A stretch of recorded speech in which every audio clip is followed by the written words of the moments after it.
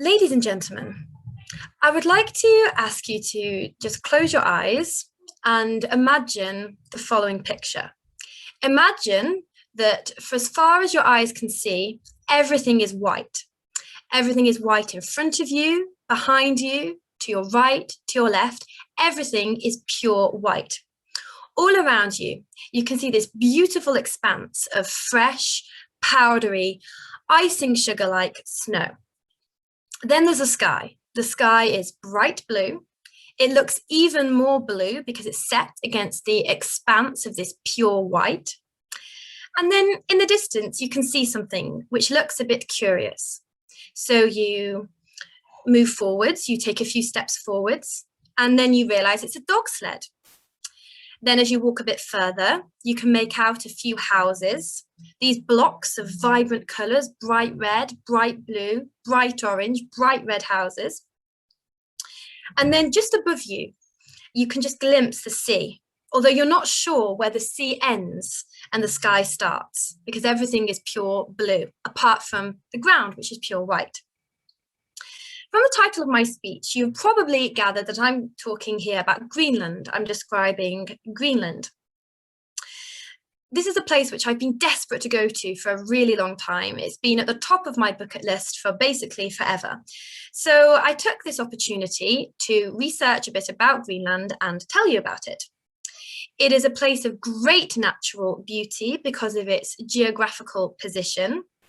But it is also severely coveted by major powers on the international stage. Geopolitically, geostrategically speaking, it is much coveted, and I'm going to explain why. Greenland was also the subject of a very big gaffe, which happened in 2019, and I'll talk about that later. After Australia, Greenland is actually the world's largest island. It is situated between the Arctic Ocean and the Atlantic Ocean. The Arctic Ocean is in the north, the Atlantic Ocean is in the south, and then to the west you have the Labrador Sea and what's called Baffin Bay. Its surface area is of about 2,166 million kilometers squared, so it's actually 4 times bigger than France. As I said, it's the second largest island in the world after Australia. 85% of its surface area is made up of these thick ice caps, which are around 3 kilometers thick on average. Most of Greenland is situated in the Arctic Circle. The northernmost part of Greenland is about 1,500 kilometers north of the Arctic Circle. In winter, temperatures are around -50, and in summer, they can reach up to 10 degrees, but no more than 10 degrees. So that makes the environment very harsh and actually quite hard to live in, which is probably why there are only 56,000 inhabitants living in Greenland. A third of inhabitants live in the capital, called Nuuk, and all of the others live in coastal towns and villages. 89% of the population are indigenous peoples. They are the ancestors of the Inuit people, which come from Alaska. They originally come from the coast of the North American continent, so mainly Alaska, but also Canada. And then the other 11% are mostly Danish. Greenland is actually an autonomous territory within the Kingdom of Denmark. And this despite being geographically attached to the continent of North America. However, historically and culturally, Greenland has closer ties to Europe than it does to North America. Between the 10th and around the 15th century, the Vikings unsuccessfully tried to colonize Greenland. But then in the 16th century, the Norwegian and Danish colonizers moved to Greenland and they set up settlements there. At the same time, indigenous tribes, mostly from the North American coast, also settled there. So you had this pincer movement, if you like, these two colonizing movements which occurred at the same time. Later, in the 16th century, Greenland and Iceland were then taken over by the Kingdom of Norway and Denmark. And then after that, a few years after, Greenland became a strictly Danish colony in 1814 when the alliance of the two kingdoms broke down. So formerly Norway and Denmark were united, but when this alliance collapsed for various geopolitical reasons, Greenland became a strictly Danish colony, and that was in 1814. Then in 1953, Greenland became fully integrated into Denmark, which is strange given the fact that Greenland is actually located around 3,000 kilometers away from Denmark. But anyway, in 1979, Greenland became a purely autonomous region. And in 2009, there was a referendum. The referendum was about extending and deepening the autonomous status of the island. Following this referendum, the island did actually become more autonomous, and there were actually talks of Greenland becoming independent from Denmark. So why isn't Greenland independent yet? Well, there are various reasons for this, but mainly it's because the economy is quite weak.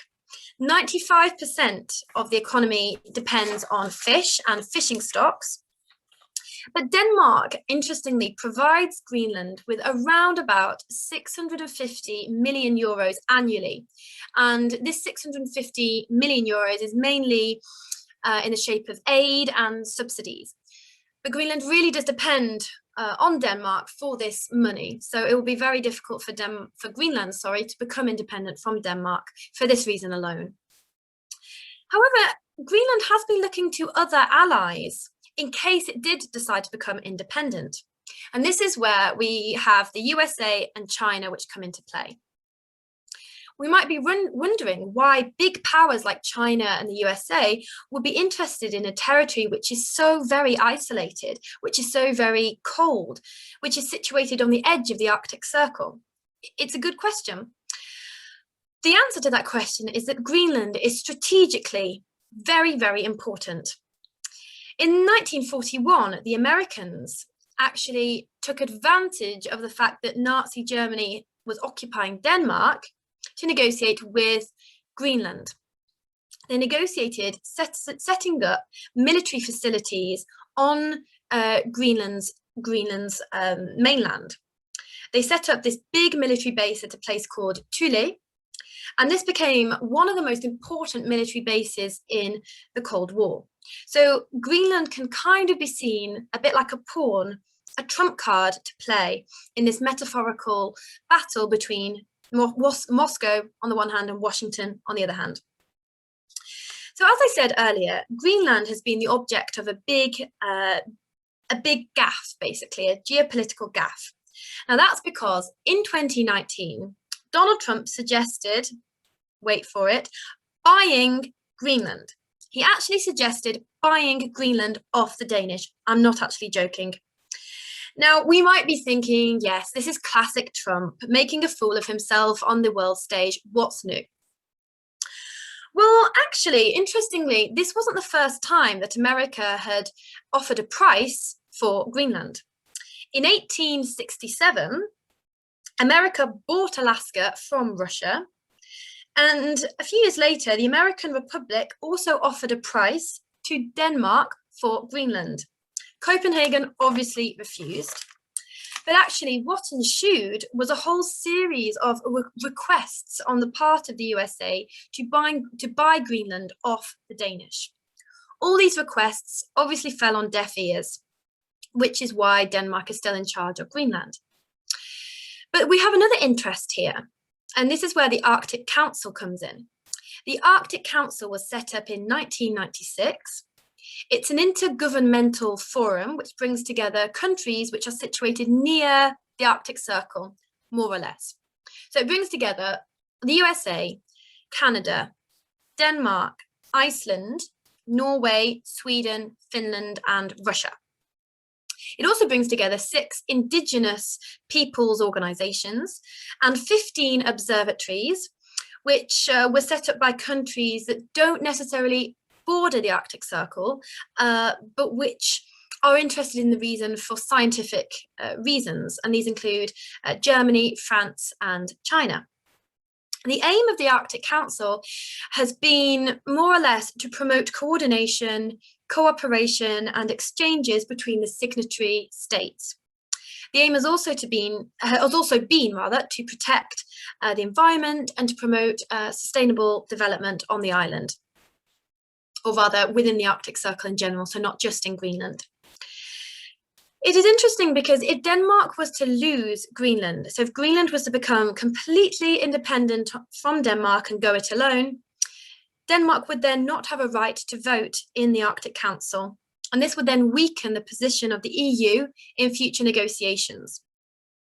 China economically is very present in Greenland, which is really interesting because China has been exploiting mining reserves in Greenland for quite some time, actually. So if Greenland was to become independent, China would then get the opportunity to strengthen its hold on Greenland, and the consequences on research and environmental protection could actually be catastrophic given China's mining activities on the island. Under the ice in Greenland, there are lots of metals and mineral reserves. There is a lot of hydrocarbons, which by and large have not been explored yet. So there's a lot of potential when it comes to energy resources and hydrocarbon resources in Greenland. There are also lots of minerals and metals such as gold, iron, zinc, copper, lead, uranium, and also rare earths. Now, rare earths, as you know, are essential when it comes to developing new technology. Rare earths are really important for developing mobile phones, computers, things like that. And then we have the fact that Greenland is very rich in oil and gas, which means that there is a lot of speculation on the part of big international companies like Shell and Esso. Shell and Esso also have their eyes set on Greenland, which is interesting because it's not just state actors which are coveting Greenland, it's also non-state actors and big oil and gas companies as well.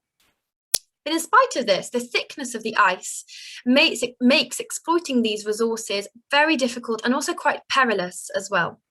However, with global warming and the acceleration of the melting of ice caps, things could well change. For example, between the year 2003 and the year 2016, the biggest glacier in Greenland, which is called Jakobshavn, I think, lost 152 meters of thickness alone. And that was just between 2003 and 2016. Another consequence could be that the ice floes in Greenland could melt, and this would open up maritime trade routes, which would be particularly advantageous for countries like China.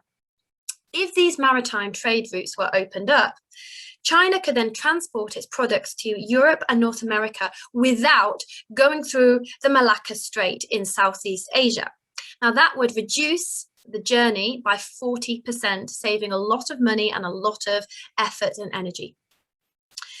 These polar routes are actually part of China's new Belt and Road Initiative, this $1 trillion infrastructure project set up by China. China is also very active in Greenland in other areas because it invests in ports and mining facilities, as we've seen. Interestingly, in 2017, the Prime Minister of Greenland, Kim Kielsen, was formally invited to China on a state visit, and he was received in what can only be described as great pomp and fanfare in Beijing by President Xi Jinping. So we have all these energy resources, but there was one resource which is actually even more important and even more coveted by the international community, which is fresh water. 70% of this fresh water in Greenland is held in glaciers, and 30% is held in groundwater bodies. This is a massive long-term asset, particularly in the context of global warming. However, parallel to this, you have the fact that these big freshwater resources will actually end up exacerbating climate change and making the situation very, very dangerous. In just 14 years, sea levels have risen by 1 centimetre because of the melting of ice caps in Greenland. And experts estimate that by 2100, the melting of ice caps in Greenland will be responsible for 15% of sea levels rising throughout the rest of the world. Another threat is that this rise in sea levels and the melting of ice caps in Greenland could really change the amount of salt in the sea. And this would have a consequence on marine currents. For example, the Gulf Stream guarantees temperate climates in Europe, but the Gulf Stream would be very severely impacted if more of the ice caps in Greenland melted. This would actually mean that the temperature of the sea would plummet near the coasts, and currents, including the currents in the Gulf Stream, would have to redirect themselves. This would really mess up the climate in Europe, for example. The consequences would just be catastrophic for the climate. So experts say that actually in the Arctic, climate change is twice as impactful as it is in the rest of the world. Icebergs are already getting much smaller, particularly in areas like Greenland. And the problem is that if these icebergs melt even further, if they detach from the glaciers, this will cause enormous waves, and it could even cause big tsunamis. So we can see that there are a lot of issues here, and the stakes are really huge. So in conclusion, Greenland might seem like an unimportant piece of territory. You might not even have heard much about it. We never hear much about it on the news, apart from when Donald Trump makes a fool of himself by offering to buy it off Denmark. But actually, Greenland is incredibly important. It is a much coveted island. For the USA and China, Greenland is basically like this land of milk and honey, this El Dorado of the Arctic. So to conclude, there's an associate relationship between Greenland and the EU, which means that all Greenlandic nationals are also EU citizens, something which I personally am incredibly envious of as a Brit. So from my perspective, they can keep their hydrocarbons, their gold, their zinc, their freshwater, their copper, because honestly, all I want is an EU passport. So China and the USA can well covet them for their energy resources. I covet Greenland because their people have an EU passport, and sadly I don't. On that note, I think I'm going to stop because you probably don't want to hear me ranting yet again about how utterly stupid Brexit is. So thank you for listening.